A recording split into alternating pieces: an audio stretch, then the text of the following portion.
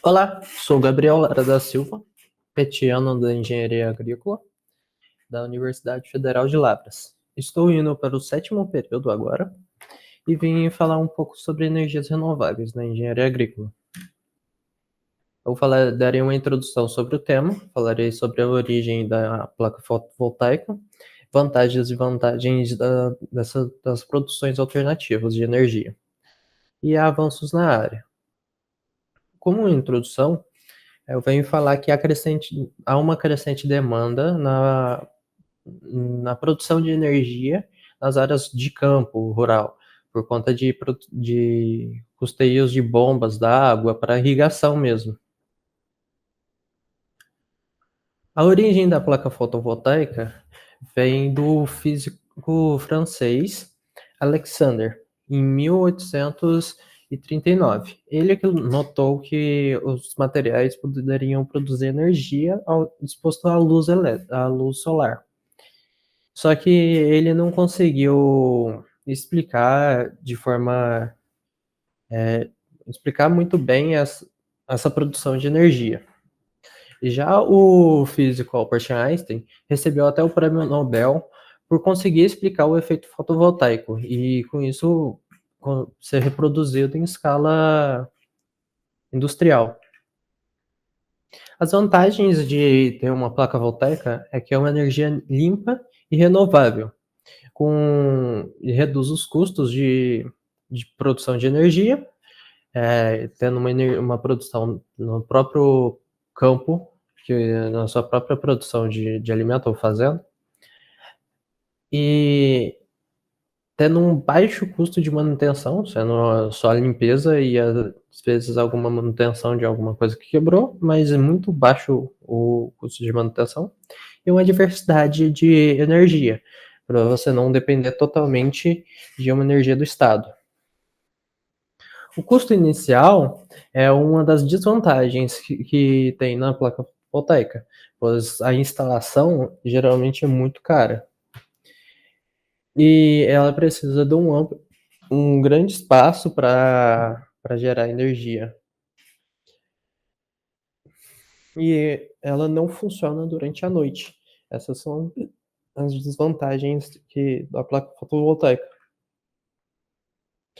Quando falamos de de energia fotovoltaica, a gente tem que citar o marco legal, que é a lei número 14.300, que tem a ideia de regularizar não só a energia fotovoltaica, mas tendo um principal foco essa energia,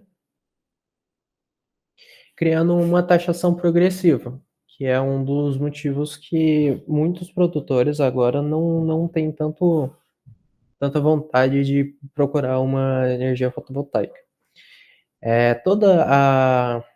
As instalações dessas placas, após o dia 7 de janeiro de 2023, começam a sofrer com essa taxação, que começa com 15% e vai até 100% no ano de 2029.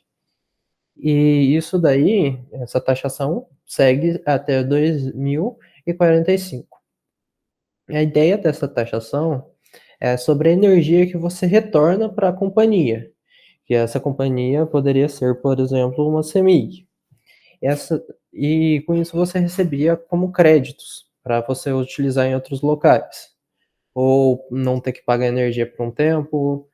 E essa taxa é em cima disso, fazendo com que a energia mandada para a companhia não te retorne como créditos.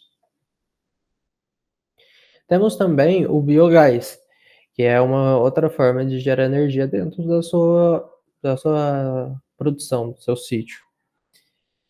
Ela tem a ideia de você utilizar resíduos orgânicos ou até da produção, como palhada ou esterco, e até mesmo restos de alimentos para criar biogás.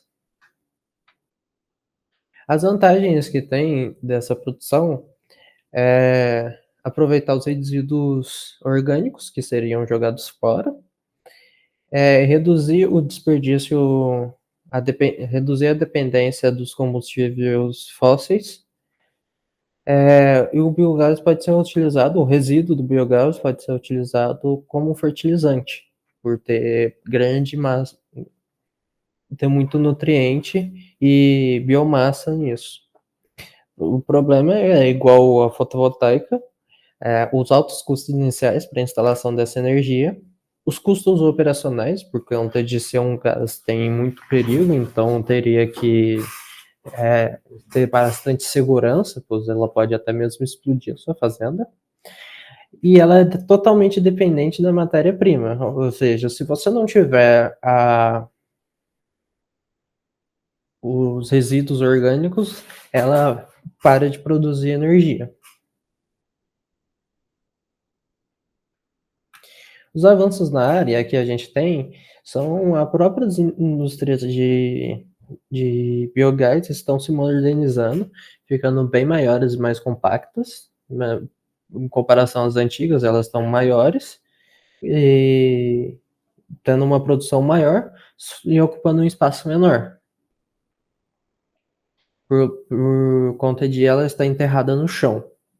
Agora, o outro avanço que a gente tem da placa fotovoltaica é ela estando por cima de corpos d'água, ela conseguindo se mover também em direção ao sol para ter a produção de 100% do dia, o máximo que poderia ter. E temos as usinas termosolar, que ela tem alta produção na parte de energia, ela usa uma lente que distribui em o, todas as outros painéis, fazendo com que tenha uma alta produção de calor, fazendo com que aqueça a água e com isso tenhamos uma produção de energia. E também ela pode ser usada como placas fotovoltaicas usando uma lupa, tendo um alto desenvolvimento na produção de energia. E como conclusão, as energias renováveis, como a solar e o biogás, são alternativas viáveis e sustentáveis para a agricultura. Apresentam um custo altos, apesar dos altos custos iniciais, os benefícios ambientais e econômicos tornam sua adoção cada vez mais estratégica no setor. Aqui temos as fontes e agradeço por assistir a apresentação.